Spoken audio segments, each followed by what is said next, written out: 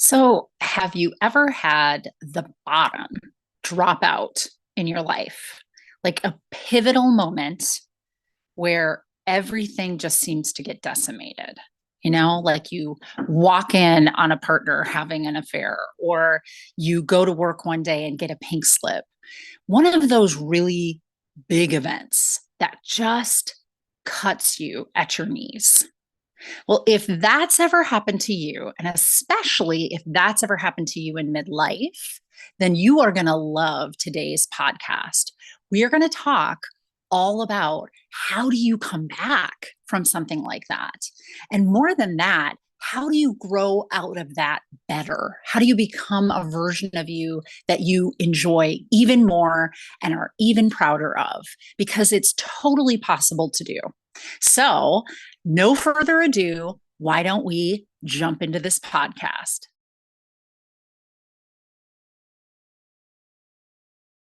Welcome back, everybody. I am so excited to talk about this subject today. It is literally one of my favorite subjects. It is one of the freebies that I always make sure that I have available at all times. We are going to talk about how community is such an essential piece to coming back from something that's really difficult. And it is going to surprise you how that happens, like why that happens, what's the neurobiology of why that happens, what is it that really helps us to pull through after something like that, and more than pull through, like get better, right? So let's start with, I want you right now, right this minute, to go to learntoloveyourstory.com and click on free group coaching right this second. That is where I want you to be.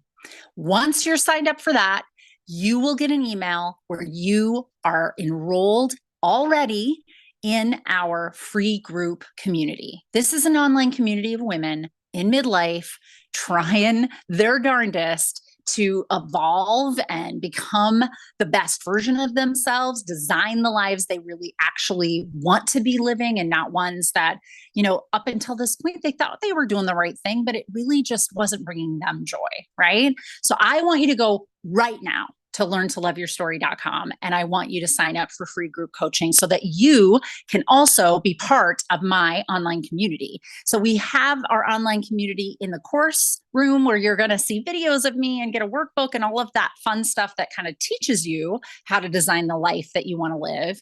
But you also get to be in a private online community, both there and in a Facebook group. So you can be talking with one another all the time, lifting each other up, sharing what's not going so well, hearing from others. And you can facilitate kind of one of the biggest ways that you resource yourself during a time when you feel like you've gotten cut off at the knees. And truth be told, this is helpful even when you're just feeling stuck, or you're, just starting to have some dissatisfaction in what you're doing in your life. And you need to move, but you just don't seem to know how you're going to do it, right? Okay. So now that you've gone to learntoloveyourstory.com, you've signed up for our free group coaching, and you're ready to hear about how community helps you transcend and become a version of yourself that you really enjoy, even through the worst of times. Let's get started. So I want to tell you a little story, and it's one of my favorites about my life. Now, this wasn't something that occurred during midlife, but it's such a great example of what I'm going to be talking about today. So I thought I would just start there. So I was about 28 years old. I had an infant. It was my first kid, my oldest. And I was struggling in my marriage. And we decided by the time my kiddo was, I think, about 6 months old, that we were going to separate. So I had moved out. I was living with family. I was living with my sister and her partner and their son, and trying to figure things out because I had just finished my master's, but I was still enrolled in a doctoral program. I wasn't making any money. I was spending a lot of money, but I wasn't making any money. So I was not in a place to like, oh, let me separate and I'll just, pick myself up by my bootstraps. That was not going to happen. And, I knew that things in the relationship weren't going well, that, my partner, my ex-husband was not, totally invested in wanting to be with me. We had met really young. We were kind of heading into that 30 something age, and you do kind of settle into a new adult version of yourself. And so I think, we just married early, and of course we had a kiddo. And so we tried to stick it out, but we really just were wanting different things. And I knew that that's where we were at. That's why I moved out. That's why I, thought, okay, we're going to start this plan of separation. But when you start something like that, you're kind of thinking there will be like an end, and then everybody will start over, right? Like we'll get through the divorce proceedings. We'll sign paperwork. We'll sell that house, and then we'll start our lives, right? So we're in that in between time. At least that's how my mind worked. And I got to tell you, I've worked with lots of clients that felt very similar to that in circumstances where they were separated. It's like you're in this in between time. It's the it's the famous Ross and Rachel debate that, well, we were on a break. Yes, but in the break, nobody's supposed to be doing anything in the break, right? So this is where I'm at. I'm poised in this little place. I'm barely holding myself together day to day, if I'm being real honest, but I'm trying. I'm doing my best. And I was driving down the highway, and this is back when we had, because I grew up, as my kids say, in the 1900s. So this is late 90s, and actually early 2000s, but similar. So we still had a home phone, right? What? Who has that? So I was calling in, because I called in once a day just to check messages and make sure that, there wasn't any voicemails for me. And I was listening to the voicemails driving. And I heard a voicemail that said something to the effect of, Mr. So-and-so and Ms. So-and-so, not my name, another Ms. The Mr. was my ex-husband. Your tickets are, booked for such and such, and you'll be leaving on this time. So it was basically a travel agent confirming a trip that my ex-husband was going to be taking with another woman. Okay, so I lost my shit. To be honest, I completely had a meltdown while driving. And the first thing that I could think to do was to call my sister, who I was living with. And so I called her up, and she was like, "Where are you?" And I said, "I have no idea where I am. I was heading towards your house." And her house was like, I swear, we used to pack a lunch to go visit her. Like, it was way outside the city. So it wasn't where I normally lived in the metro area. And so I'm like, I don't know where I am. And she's like, well, I want you to exit. I want you to stop. And so I exited, but then I just kept like driving and talking. And she's like, I want you to actually stop the car. I need you to stop the car. So I finally pulled into this like park on the side of a lake, which is not uncommon in Minnesota. Those are like everywhere. This is the middle of the summer, by the way, late summer. And I sat down on the grass with my infant in his car seat and bawled. And she tried to figure out from what I told her of where I had pulled off. And I think I took a right and a right, and then I just kept wandering. And now I'm at this park. She and her partner, and separately, because they were both at work and came from separate directions, found where I was. Now, it took like a while for them to figure this out because I was a puddle. And what seemed like 5 minutes of crying to me was just hours and hours and hours of crying, like sitting on the side of the road, people looking at me like, what is wrong with that lady? She's sitting here with this infant bawling her head out. What is happening? So these two ladies, my sister and her partner, found me, and they just came and sat with me and held me and told me it was going to be okay and said it really sucked and that this is all part of what's happening and I'm still making the right choices even though they feel really crummy. And I know that you didn't expect this. And what would you want? Like, if we could do something for you, what would you want right now? That's what they kept kind of saying back to me, saying back to me, saying back to me. And I looked at my sister and I said, I really want to be out of that house. So he was living in the house. I was living with her and all of our stuff was in the house. Right. And I'm like, I'm sure she's coming over. I'm, like, I'm not stupid. I know how this all works. And I want my things out of that house, but I have no idea how I'm going to do that. I have no money to my name in order to, create that from, like moving and packing and all. I had nothing. Right. But I said, I really just want my things to be out of there so that I can start over. Like, for some reason in my mind, I thought, well, if I have my things, then my son and I are starting over and we'll figure this out, like, step at a time. But then I'm totally separated from this ex-husband of mine and he can go start his life elsewhere. And I don't have to feel like my things are witnessing that, if that makes sense. I know probably doesn't make sense. It didn't really, I was a wreck.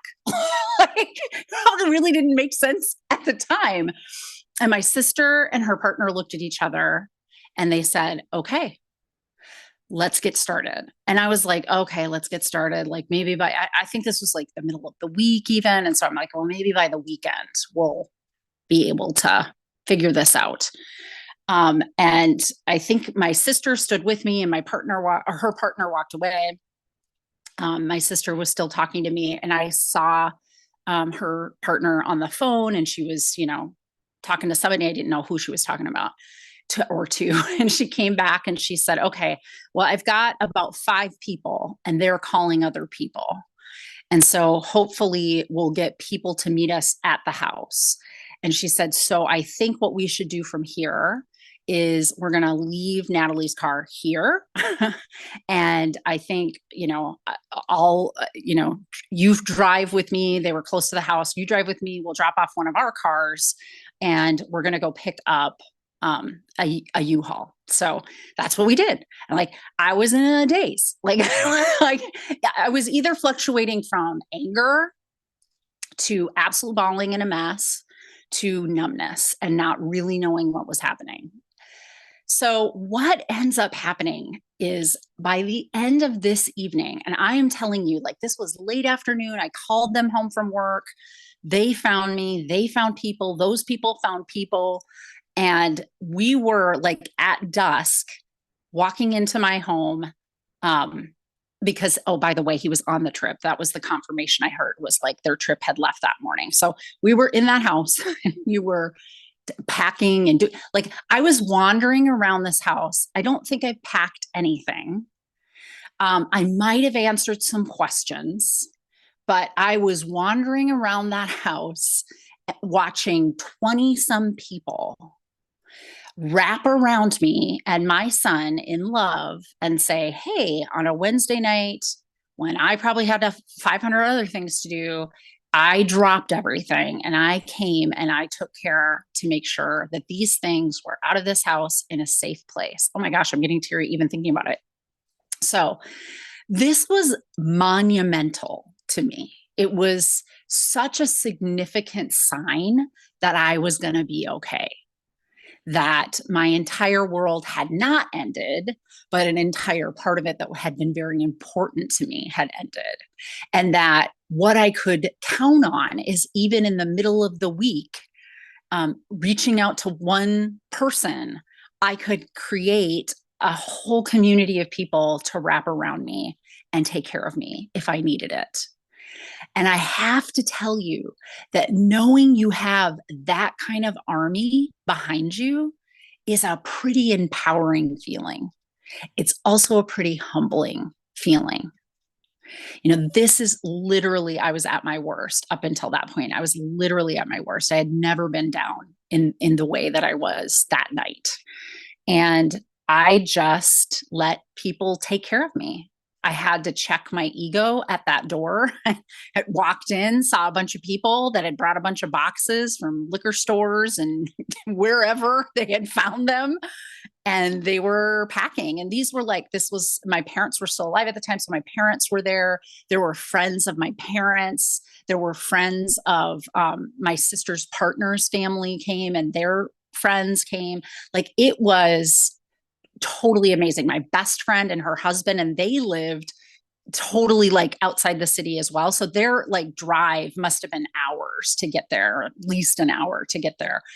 Everybody was there, and everybody was taking care of it, and nobody was asking me to do anything, and they were just wrapping around me and taking care. They did the one thing that I thought was going to help me. I want my things out of that house. And I will tell you, from the moment that I sat my butt on the grass in a park that I could not have told you where I was, until I drove that U-Haul out, was a span of about 6 hours. In 6 hours, an entire 2.5 bedroom house was totally packed up. Basically, I left him, chair and his television and bedroom stuff. And I mean, like, I didn't like decimate the place. I wasn't trying to be unkind, but I did take all of my things and I went. So this is what they did. And I have to tell you, it was an amazing pivotal moment in my life where I learned that it doesn't always matter where my psyche is at if I have a connection to a community that will wrap itself around me. Now, I also have accessed that very same kind of community around me to help me through things since that time, because it opened up this window of, I would have been that person if somebody called me on a Wednesday night and said, so and so just found out that her ex is, going out with somebody. And she didn't know that they were on a break. It was a break, but they didn't know. She didn't know. Anyway, like, I'd have been there. Toot sweet, I would have been there. So the fact that I had this entire posse of people come to my aid really just showed me that you do have a way to get through these really difficult moments in your life, even if you can't tap into it on the inside. Even if on the inside you've hit way beyond your limit, there is another way as humans that we pull ourselves through. And it's by, having others pull us through that. Now, you have to lose ego. You have to have that humbleness. I have a family history of, enough trauma that one of my trauma responses is to be really hyper independent. Why? Right. And it's really benefited me most of my life. There's only a few places where it gets in the way, and it would have gotten in the way that night. But I really was so broken that I couldn't have, I wouldn't have stopped it. I couldn't have stopped it. So here's what I want you to be thinking about. Why does community do that for us? Why is it that just knowing, because you don't have to necessarily access it, but just knowing you have a community of people that are willing to drop things, that are willing to come to your aid, why is it that that is so significant to us? Well, back on the savannah, where all human beings started, somewhere in Central Africa is what they believe millennia ago, back on the savannah, we started to realize that we were not the strongest or the most terrifying beasts in the animal kingdom. And if we wanted to be able to survive, that we were going to have to survive as a group. Because if you were isolated, you were more vulnerable. But if you were with the group, we were smarter in the group because we had more thoughts, more ideas. We were more protected in the group because the group kind of became a big thing and bigger than the other animals in the animal kingdom. So This is biologically wired into us, so like from the beginning, so many millennia ago, that it is like almost etched in stone in our DNA in a way that's like you're not going to kick it you're not going to kick it in a generation, you're not going to kick it in your lifetime. If we were going to start changing that evolutionarily, moving forward, it would take probably about 14 generations before this kind of evolved out of us. And it won't, because it still stands today that we do better in belonging in a community than we do vulnerably out there independent on our own. Okay. So we know that it's biologically wired, and we know that the wiring is facilitated in a moment like that with lots of oxytocin. Okay. And I've talked about oxytocin before, but let me just kind of go through that again. So there's 4 chemicals in our body that are feel-good chemicals that our body creates for us: serotonin, dopamine, endorphins, and oxytocin. Now, oxytocin is the chemical that releases when we fall in love, when we feel loved by people, when we feel connected.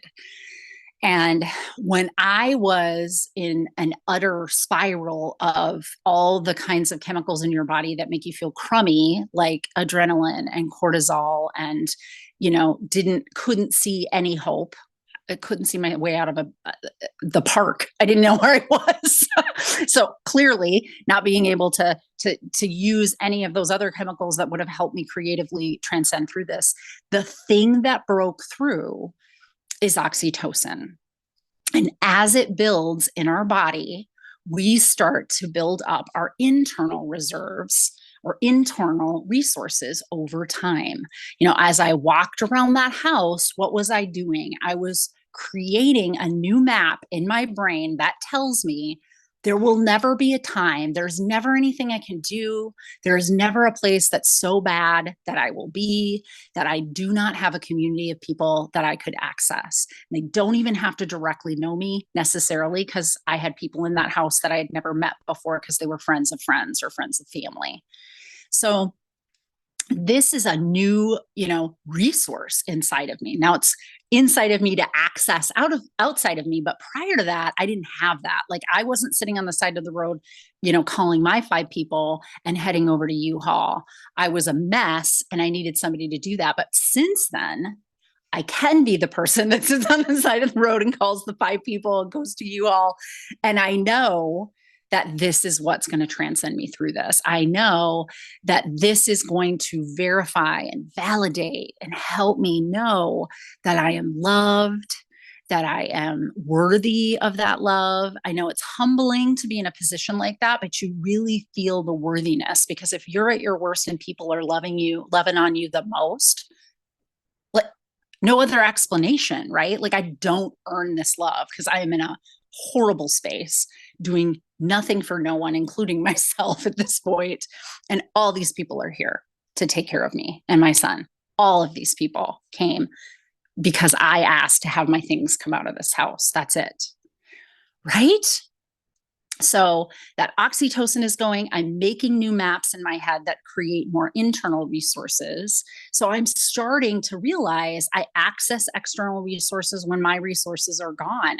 And that particular bridge, my friends, is a hugely important bridge to break through.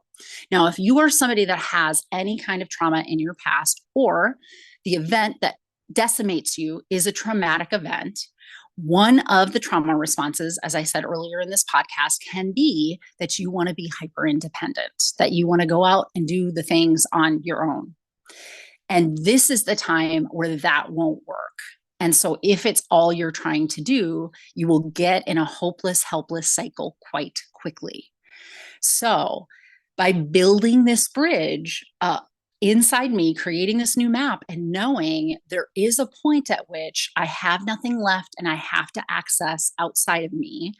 Hopefully I start learning over time to access it earlier and earlier, but I have to access it outside of me. And that lifts me up so that I get better, so that I can start to use my other neurochemicals, endorphins and dopamine and serotonin, and get creative and figure out how to make myself a new person, how to come out of this a better version of myself, how to learn through my struggle and transcend the struggle by, really improving in my character, which over time is exactly what I did. Exactly what I did. Right.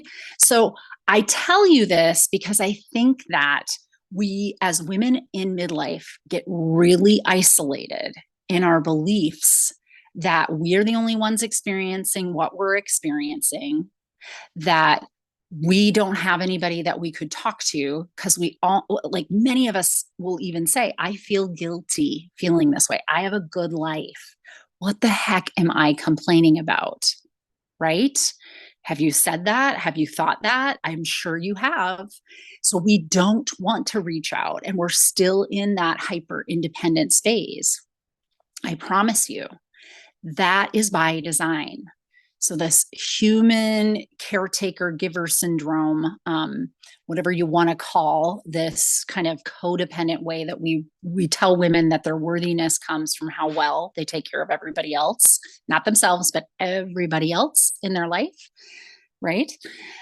Well, if that's where we are, then by design, we are going to tell ourselves the story that we can't ask for help. We have to do this on our own. Or the next step is our brain goes, well, we must be the only one experiencing this because look at all those other people, they're doing okay. And I don't think they are. I don't think anybody's doing okay since COVID, if I'm being real with you. Our mental health has tanked, and a lot of us are not coming back from it well. But for women in midlife, I do think that when you're empty nesting, or when you wake up one morning and you realize you haven't put anything into your marriage for 20 years. And so is this person going to want to stay with you? Do you want to stay with them?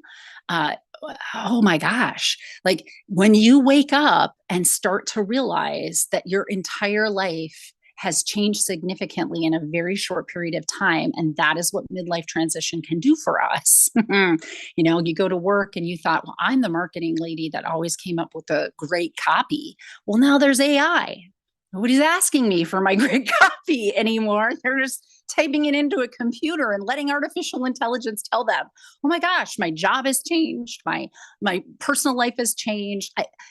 This is the time, people, that you are sitting on the side of the road in the grass, a hot mess, not knowing where you are.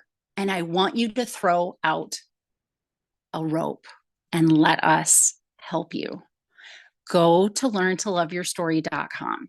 Sign up for free group coaching. It's right across the top in the menu. You cannot miss it. Please, if you do anything, it's no cost to you. Go sign up and become part of that community. If you start to feel brave, start talking in the community. Start sharing in the comments about how you've experienced things. Start hearing back that other people feel the very same way. It can be amazing to be like I was walking through that house and realize at this humbling time where I in my midlife don't know what's going on, I can walk around and look at a community of people that are like, hey, we're going to pack. If what you think we should do right now is pack, we're going to pack. We're going to support you. We're going to be there for you. We promise. We don't know what the next step is for you either. You're just going to keep taking those next right steps. That's how this works. And you're not going to do it alone. That's the beauty. And you're going to create that bridge, that map in your brain that tells you when I hit my limit of resources on the inside of me, I bridge out to the outside of me, and all of a sudden I expand internally, even what I have resource for. And I validate for myself that I can always go outside of myself to get that resource. All right. Now, I always give the caveat, this is not therapy. This is just a podcast by a clinical psychologist giving you information that's clinical psychology level. But if you are somebody that really is feeling desperate right now, please find a therapist and get some therapy, because that's transcending too. It's another way that we bridge outside of ourselves. But, for some of us, it's a little bit rougher than it is for others. And if you feel like you're in that space, you're just in the hopeless, helpless spiral and you don't see a way out, call and make an appointment for yourself. That's all I'm saying. You will not regret that you do that. I promise. All right, everybody. It's been so fun to talk to you today about one of my favorite stories ever. I love that story. It like changed my life. It changed my life. And I'm hoping it's going to change yours. I'm hoping that I'm going to start to see your faces in our Facebook group and in our online community. Um, you know, dropping comments, telling us how you've struggled. I want to see it. I want to hear it. I also am in those communities, talking back and forth. So, you might get a little personal touch from me if I see you drop some information and you're looking for some help with that. All right. So, what I want you to know, as this is the last week, I believe it's the last week in February. Maybe actually I'll be dropping another one in February because it lasts through next Monday and I drop these usually on Monday. I am going to be telling you about a brand new project that I've been working on and I want to include you in. I am so excited about this, right? I am going to help you in midlife change from like the midlife crisis side of things or the midlife dissatisfaction side of things into a centered life, thriving.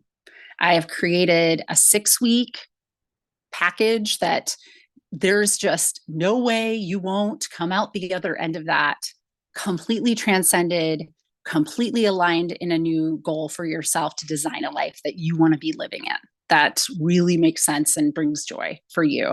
So excited. That starts next week. I'll be dropping each week for the, next 5 or 6 weeks, information about what is going to be included in that package. And, later on, later in March, mid-March, you'll start to hear ways that you can register if that's something that interests you. So, all right, everybody, I am so excited to be able to tell you about that next week. So make sure you watch for that podcast and keep coming back, keep liking, keep reviewing my podcast. Let's get it out there. Let's get more people help the way that they need it because we want to help people learn to love their stories.